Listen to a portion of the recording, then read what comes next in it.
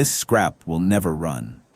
Oscar Polanco's voice carries across the Texas flatland, friendly but dismissive, as he watches Regina Victor trace her oil-stained fingers along the corroded hood of a 1972 John Deere 4430. The afternoon sun glares off his pristine yellow 8R parked 20 feet away. $450,000 worth of modern machinery that makes the abandoned green Hulk look like a relic from another century. Oscar stands in faded denim overalls, arms crossed, a man comfortable in his kingdom of 800 acres. Regina crouches beside the forgotten tractor in a sweat-soaked pink t-shirt and work jeans, her entire mobile repair business contained in the rusted bed of her 2008 F-150. 14 mechanics have tried, Oscar says, his smile widening.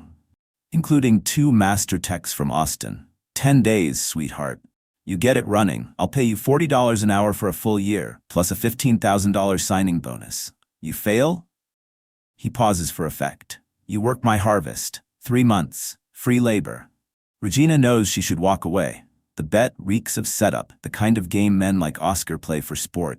But she has $340 in her checking account and $23,000 in medical debt from her uncle's final hospital stay. She needs this. She accepts. What neither of them knows, that rust-covered tractor is hiding an 18-year-old murder. And in 9 days, Oscar Polanco will be in handcuffs, Regina Victor will have solved what the police couldn't, and a woman named Elena Santos will finally learn her father didn't abandon her. He was killed trying to expose the truth. Oscar pulls his phone from his pocket, the latest iPhone in a pristine case, and aims it at Regina. For the record, he says, thumb hovering over the screen so there's no confusion later. He starts recording, narrating the terms with the smooth precision of a man who's done this before. 10 days. $40 an hour for a year if she succeeds. 3 months free labor if she fails. His voice never wavers, never stumbles over the numbers that could save or destroy her. Where'd you learn to work on equipment? He asks while still filming, the question wrapped in fatherly curiosity that doesn't quite hide the condescension underneath. Online videos? YouTube University? My uncle, Regina says, keeping her voice steady. Roberto Victor. He ran a repair shop for 30 years. She doesn't mention that Roberto died broke, that he taught her machines tell the truth when people lie, that he believed she had diagnostic talent most certified mechanics would never develop. Oscar nods, lowering the phone. That tractor belonged to a guy who worked here. Miguel, there's the briefest hesitation, barely a heartbeat. Miguel something. Went back to Mexico years ago, left this piece of junk behind. Regina notices the fresh concrete dust on his overalls, powdery white against the faded blue denim. No construction visible anywhere on the property. She notices how his smile tightens when he says Miguel's name, how his eyes drift right instead of holding contact. Small things. Wrong things. I need the work, she says, because it's true and because negotiating from desperation is the only position she has. I'll get it running. Oscar's smile returns, full force. He claps her shoulder, his hand leaving a clean print on her dirty shirt. Just remember, stick to the mechanics, sweetheart. Don't go digging around in things that don't concern you. His grip lingers a second too long. We'll both be happier that way. Regina arrives at 5:47 a.m. before the sun breaks the horizon and starts photographing. Uncle Roberto's voice in her head, always photograph before you touch. Evidence disappears when you start fixing things. She doesn't know yet why the word evidence feels right, but she documents everything. The angle of the tractor's tilt, the rust patterns, the way Johnson grass grows through the wheel wells. The hydraulic lines catch her attention first. She crouches low, phone flashlight illuminating the hoses. They're not worn through, they're cut. Clean slices hidden behind layers of corrosion and deliberate scoring that mimics natural wear. Someone wanted this to look like failure, not sabotage. You're the one who took Oscar's bet? Regina straightens fast. An older man stands 10 feet away, weathered face, grease under his nails, wary eyes. He introduces himself as Luis Martinez, owns the repair shop in town. That tractor belonged to Miguel Santos, Luis says quietly, glancing back toward the main house. Oscar's old partner. Miguel didn't go to Mexico. Nobody who knew him believes that. He had an 8-year-old daughter, Elena, would never have left without her. Luis tells it fast, like he's been holding it for years. Miguel disappeared one day after filing paperwork to review the partnership's land deeds, suspected fraud. The tractor was found tipped in a ditch. Police called it an accident, case closed. I tried to examine it myself back in 2009. Oscar told me if I kept spreading rumors, he'd make sure I lost my business license. Luis's jaw tightens. So I shut up, been carrying that shame ever since. After he leaves, Regina finds the scoring on the engine block, fresh tool marks beneath the rust, evidence someone forced the flywheel to lock. She photographs it all, hands shaking slightly. This isn't mechanical failure. This is murder. And she's standing in the middle of an 18-year-old crime scene. Day 3. Regina works with surgical patients, photographing each component before touching it, building a forensic record she doesn't yet know she'll need. The air filter housing is standard maintenance. Most mechanics would have checked it first, found it clogged, replaced it, moved on. But Regina removes it last, after documenting everything around it, and when the housing comes free, something rattles inside, a small plastic bag, sealed with electrical tape. Inside, a gold wedding band and a folded piece of paper, oil-stained but protected. The handwriting is hurried, desperate. If you're reading this, I didn't make it. Oscar changed the deeds. Check courthouse records 2006. The tractor's rigged to fail. He thinks I don't know. Tell Carla I tried. Tell Elena Daddy loves her more than anything. God forgive me for not being smarter. MS. May 2006, Regina sits in the dirt, holding the ring, and understands with cold clarity. Miguel Santos knew he was going to die. Hid evidence. And died anyway. The address Luis gave her leads to a modest house in Waco, paint peeling, chain-link fence. Carla Santos answers the door in nursing scrubs, hair gray at the temples, eyes that have learned not to hope for good news. When Regina holds out the ring, Carla's knees buckle. Regina catches her, helps her to the porch steps. I knew, Carla whispers, turning the ring over and shaking hands. I always knew Miguel wouldn't leave, but the police said there was no evidence of foul play. And Oscar. Her voice hardens. Oscar told everyone Miguel ran off with another woman, said he'd been planning it for months, that he took money from the business. She looks at Regina with 18 years of grief in her eyes. It destroyed Elena. She was 8 years old, and she believed her father abandoned her, believed she wasn't enough to make him stay. Carla explains how Oscar's property doubled after Miguel disappeared. Claimed Miguel owed him money, produced documents showing debt, took the land for unpaid partnership obligations. Within a year, Oscar owned everything. Where's Elena now? Regina asks. Houston. We don't talk much anymore. Carla's voice cracks. Too much pain between us. She's 26 now, same age as you. Spent her whole adult life thinking her father chose to leave her. At the Waco County Courthouse, Regina finds the records buried in archived files. The deed transfer is dated May 15, 2006, one day before Miguel was reported missing. The signature doesn't match Miguel's other documents. Regina can see it even without expertise. The loops are wrong, the pressure inconsistent. She photographs everything, sends copies to her email, backs them up to 3 different cloud services. Walking back to her truck, Regina feels the weight of what she's carrying. Proof of motive. Evidence of fraud. A dead man's last testimony. But if she goes to police now, she's a mechanic with no credentials making wild accusations against a respected landowner. They might investigate or they might dismiss her. And if Oscar realizes what she's found, she could be next. She has 7 days left. 7 days to build a case so solid no one can ignore it. Or 7 days to become another person who asked too many questions. Day 5. 12 hours into removing the transmission. A job most mechanics wouldn't attempt on a tractor this old. Regina finds it. A bolt driven through the flywheel housing where no bolt should exist, painted to match the surrounding metal. Virtually invisible unless you're looking at the exact angle with the transmission removed. It locks the flywheel completely, creating every symptom of catastrophic engine seizure without causing actual irreparable damage. The sophistication makes her stomach turn. This wasn't amateur work. Someone with deep mechanical knowledge designed this to look like natural failure while ensuring the engine could never turn.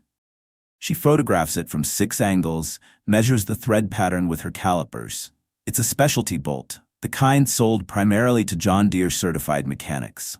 Oscar would have had access through Miguel's tools through the partnership. Regina understands the murder now with horrible clarity. The tractor was rigged to fail catastrophically during harvest, when Miguel would be working alone in remote fields. Engine seizes, tractor tips, accident, discovered days later. Oscar would have had time to stage everything, remove evidence, create the narrative of Miguel running away. When she examines the steering wheel under her phone's flashlight, she finds them. Microscopic traces of blood, rust-protected for 18 years.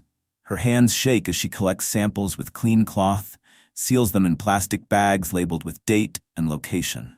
Luis shows up that afternoon with a replacement hydraulic pump in his truck bed. If Oscar asks, he says quietly, "You bought this from me weeks ago, understand?" His eyes hold knowledge of exactly what she's found. Regina nods. "Thank you." "Miguel was a good man," Luis says. "Deserves better than being forgotten." That night, Oscar's truck pulls up to the work site at 9 p.m. He leans out the window, smile tight. "Taking longer than expected, isn't it? Starting to think maybe those 14 other mechanics knew something you don't." Regina keeps her voice steady. "Complex work takes time. Hope you're not overthinking it," Oscar says. His eyes linger on her documentation camera. "Stick to mechanics, remember?" Day 7. Regina is removing the concealed bolt at 10 p.m., hands cramped from hours of precision work, when headlights sweep across the tractor. She barely manages to drop the bolt into her toolbox and close the lid before Oscar's truck stops 15 feet away. He gets out slowly, hands in his pockets, smile in place. "Saw your lights still on. Don't you sleep?" He walks closer, eyes scanning her workspace, the organized tools, the phone mounted on a tripod for documentation. "You seem very thorough." "Proper restoration takes time," Regina says, positioning herself between Oscar and her toolbox. Sure. He's wearing different boots than usual, work boots with fresh concrete spattered across the toes and laces. "Just don't want you wasting effort on a lost cause." Regina keeps her voice casual. "Doing some construction?" "Maintenance. Nothing interesting." His eyes hold hers a beat too long. "You finding anything interesting? Just rust and bad gaskets?" After he leaves, Regina sits in her truck shaking, waiting until his taillights disappear before she moves. She pulls out her phone and searches property records, cross-referencing permit applications. Oscar poured a new concrete equipment pad 3 weeks ago, 475 square feet, 6 inches deep. The location makes her blood run cold, exactly where Miguel's tractor was found tipped over 18 years ago. At 11 p.m., she calls the sheriff's department non-emergency line and asks about cold cases, specifically Miguel Santos. The deputy who answers, Maya Chen, according to the name she gives, goes quiet for a long moment. "Why are you asking about Miguel Santos?" "I'm working on his old tractor. Found some things that don't add up." 20 minutes later, Maya Chen arrives in an unmarked car. She's 38, originally from Houston, eyes that have seen enough to be skeptical but not cynical. She sits in Regina's truck and listens as Regina lays out the evidence: the note, the ring, the sabotaged bolt, the blood samples, the deed fraud. "I was a rookie when that case came through," Maya says finally. "Something always bothered me, but I didn't have the experience to push back against senior detectives who wanted to close it quick." She looks at the sealed evidence bags. "Let me run these blood samples through the lab, quietly, and I'll pull the original case file, see what we actually have versus what we should have had." She gives Regina her personal cell number. "You call me if Oscar shows up again? And Regina, be careful. Men who kill once don't hesitate to kill twice." Regina drives back to her trailer at 1 a.m. She's 50 yards down the dark road when she sees it. Her truck's tires, all 4 of them, slashed. Windows smashed, glass glittering across the front seat. No witnesses, no suspects, but the message is perfectly clear. Oscar knows. Day 9. Regina works 72 hours straight, sleeping in her truck sessions, living on gas station coffee and the sandwiches Luis brings without being asked. By dawn on the 9th day, the engine is ready. Every system checked, every component documented, every piece of evidence preserved. She doesn't call Oscar, she calls Maya. The forensic report takes 3 hours to compile. 127 photographs, detailed measurements, analysis of the concealed bolt's thread pattern, documentation of the cut hydraulic lines, blood sample chain of custody, courthouse records showing deed fraud. Maya brings it to her sergeant at noon. He's skeptical until he sees the physical evidence, the timeline, the sophistication of the sabotage. By 2 p.m., they have a warrant for ground-penetrating radar survey of Oscar's property, focusing on the fresh concrete pad. By 4 p.m., word has spread. When Oscar arrives for the demonstration, expecting to watch Regina admit defeat, there are 30 people gathered. Luis, Carla Santos, hands clasped tight, several neighbors, local newspaper reporter, and Deputy Maya Chen standing back near her patrol car, radio on her belt. Oscar's smile is confident as he walks toward Regina. "Well, ready to tell me you couldn't?" Regina turns the ignition key. The starter cranks once, twice. On the third turn, the 6-cylinder diesel engine roars to life, smooth and powerful. No smoke, no knocking, no hesitation. The sound rolls across the field like thunder. The crowd erupts in applause. Luis pumps his fist. Carla covers her mouth, tears streaming. Oscar's face cycles through emotions in 3 seconds. Shock, confusion, cold realization. He pushes through the crowd, demands to see the engine. "What did you do? How is this possible?" Regina stands beside the running tractor, voice calm and clear enough for everyone to hear. "I removed the bolt someone installed through the flywheel housing 18 years ago. The one designed to make the engine appear seized without causing irreparable damage." She meets his eyes. "The one that killed Miguel Santos when this tractor failed catastrophically during harvest." Silence falls. Even the engine seems to quiet. Oscar's face goes white, then red. "You don't know what you're talking about. That's nobody could prove." He stops, realizes what he's just said. Maya Chen steps forward, hand on her belt, voice carrying authority. "Oscar Polanco, we have a warrant to search your property. Specifically, we'll be conducting ground-penetrating radar survey of the equipment pad you poured 3 weeks ago." She pauses. "The one built exactly where Miguel Santos's tractor was found 18 years ago." Oscar looks at Regina, and in his eyes she sees the moment he understands. The bet was never about the tractor. It was about the truth. And he just lost everything. The ground-penetrating radar confirms it on day 2. Human remains, approximately 5.5 feet below the surface, buried beneath 6 inches of concrete and 4 feet of compacted soil. Oscar sits in county jail on obstruction charges while a forensic team sets up equipment to excavate his property. Elena Santos arrives from Houston on day 3.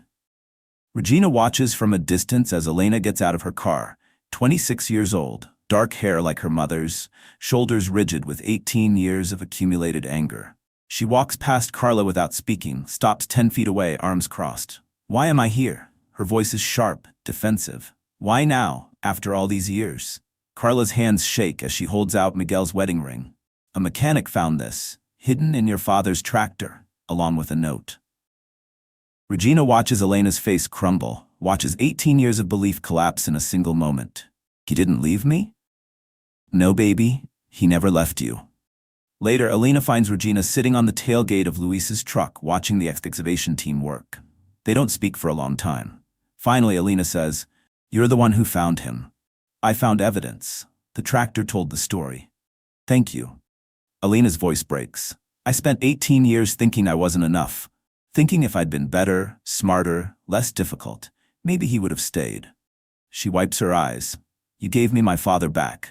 The excavation takes 3 days. They find Miguel Santos 5 feet down, exactly where the radar indicated. Dental records confirm identity. The belt buckle, sterling silver, engraved with his initials, makes Carla sob when the forensic investigator shows her the photograph. Cause of death, blunt force trauma to the skull, consistent with being struck by heavy machinery during a rollover accident. The forensic mechanical engineer's report is damning. The sabotaged bolt would have caused catastrophic engine failure within 15 to 30 minutes of operation under load. The tractor would have lost power suddenly, likely causing loss of control on any incline. The hydraulic cuts ensured no steering or braking capability.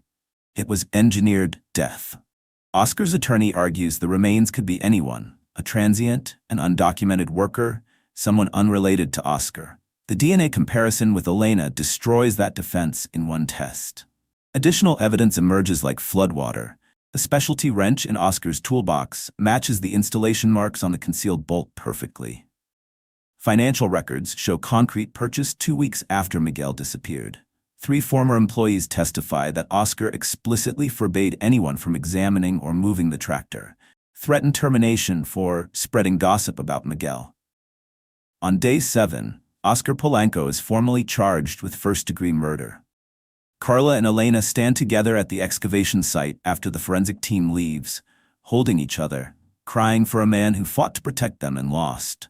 Regina watches from her truck, understanding that justice isn't healing. It's just the truth, finally allowed to breathe. 8 months later, the trial fills the Bell County Courthouse beyond capacity. News vans line the street outside. The headlines write themselves. Friendly farmer's dark secret. Female mechanic solves cold case. 18-year cover-up exposed. Regina testifies for 6 hours on day 3, walking the jury through 127 photographs displayed on courtroom screens. She explains hydraulic systems in language anyone can understand, demonstrates how the concealed bolt worked using a model built specifically for trial, traces the timeline of sabotage with calm precision. Oscar's defense attorney attacks during cross-examination, voice dripping condescension. Miss Victor, you have no formal certifications, correct? No degree from a trade school? You learned mechanics from YouTube videos and a dead uncle who ran a failing repair shop? Regina meets his eyes. That's correct. And isn't it true you were desperate for money when you took this bet? That you had significant debt and saw an opportunity for fame, perhaps a book deal, by manufacturing a sensational story?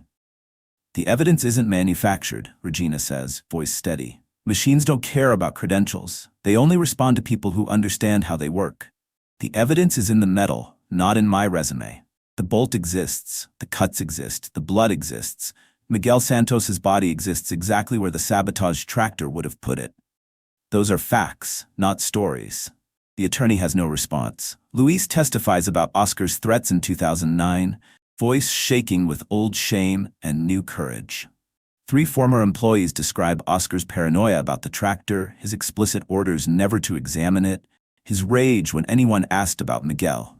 Carla takes the stand in a black dress, hands folded tight. She describes Oscar's immediate land grab after Miguel disappeared, his cruel insinuations that Miguel had another woman, his refusal to allow even a memorial service. He wanted Miguel erased, she says quietly, forgotten, like he never existed. But Elena's testimony devastates the courtroom. She's composed walking to the stand, but her voice fractures on the first sentence. I was 8 years old. I waited every day for my father to come home. I checked the mailbox for letters. I thought. She stops, breathes, continues. I thought he stopped loving me. For 18 years, I believed I wasn't enough to make him stay. This man didn't just steal my father's life. He stole my childhood by making me believe I was abandoned. 3 jurors are crying.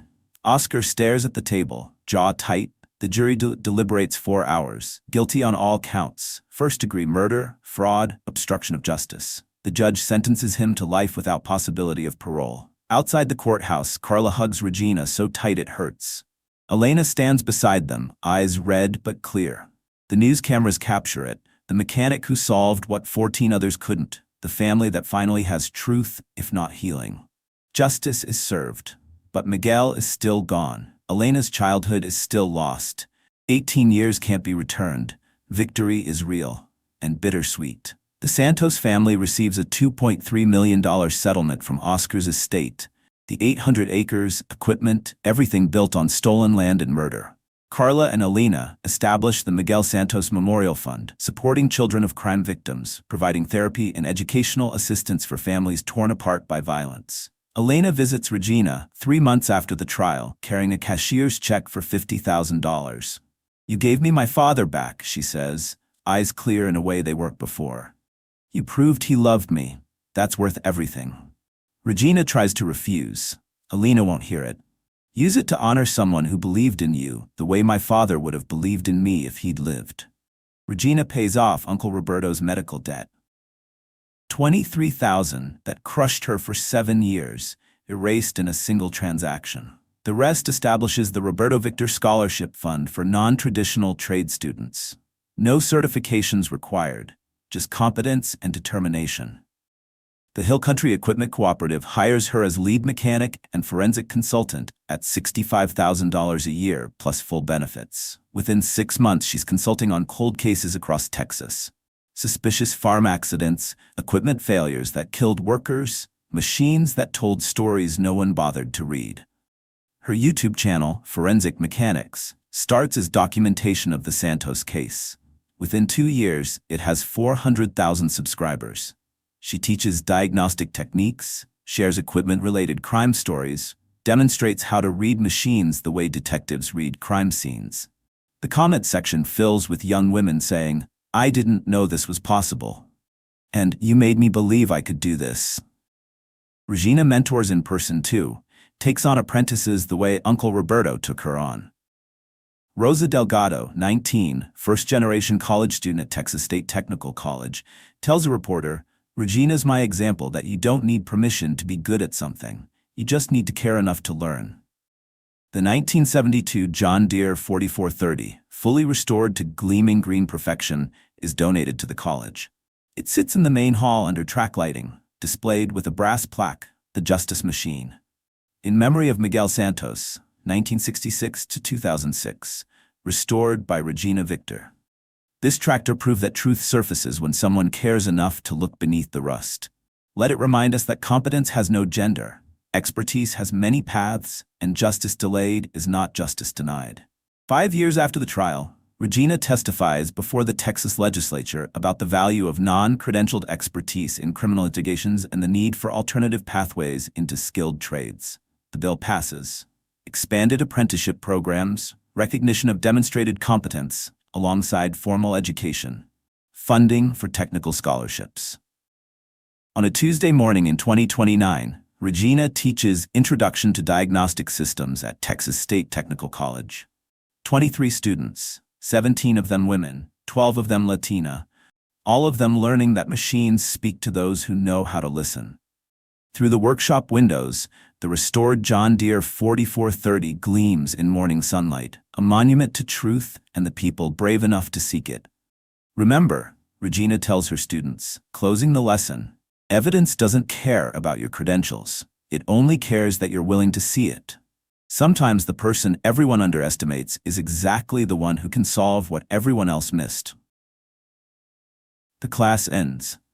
Students gather their tools. Rosa stays behind, questions about hydraulic systems and career paths and whether she's good enough. Regina remembers being 26, standing in front of a rust-covered tractor, betting everything on her ability to see what others couldn't. "You're good enough," Regina tells her. "Now go prove it." Through the window, the Justice Machine sits silent, its story told, its purpose served. A reminder that competence doesn't need permission, truth doesn't need credentials, and sometimes, the most important work begins when someone simply refuses to accept that something is impossible. If this story moved you, subscribe to the channel and hit the like button. Share it with someone who needs to hear that their skills matter more than their credentials, that their voice deserves to be heard, that justice, however delayed, is always worth fighting for. Because stories like Regina's don't just inspire, they change who gets to be taken seriously. And that changes everything.